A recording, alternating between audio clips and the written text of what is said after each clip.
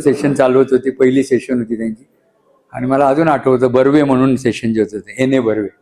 तर ती सेशन त्या हिने प्रॉसिक्युटर्सने कुठेही असं सांगितलं नव्हतं की कुठल्या आरोपींपैकी कोणीतरी तिचे कपडे काढले, असं काय तिच्या स्टेटमेंटमध्ये नव्हतं, चीफमध्ये पण नव्हतं. आता माझी उलट तपासणी संपली. ते जे वकील होते ते उभे राहिले आणि त्यांनी विचारायला सुरुवात केली. 4-5 प्रश्न झाल्यावर त्यांनी विचारलं, हिंदीमध्ये ते प्रश्न विचारत होते, हिंदी बोलणारे होते. ते म्हटले, ये देखो इस केस में आपका वस्त्रहरण हुआ क्या. आता हा प्रश्न मी त्यांचा गाऊन ओढला.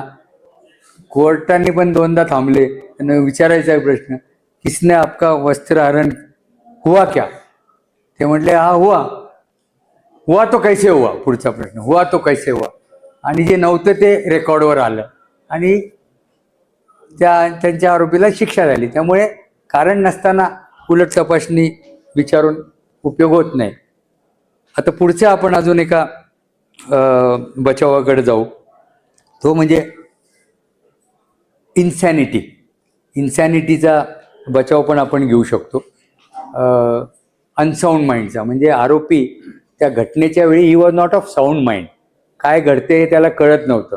हा इन्सॅनिटीचा बचाव घेताना सुद्धा आरोपीवर बर्डन असतं to prove that at the time of the incident he was not of sound mind, he was of he was insane. आता याच्यामध्ये पण डॉक्युमेंटरी एव्हिडन्स असेल किंवा मेडिकल एव्हिडन्स असेल तर फायदा होतो. मग अशा वेळी तुम्ही हा बचाव घेऊ शकता.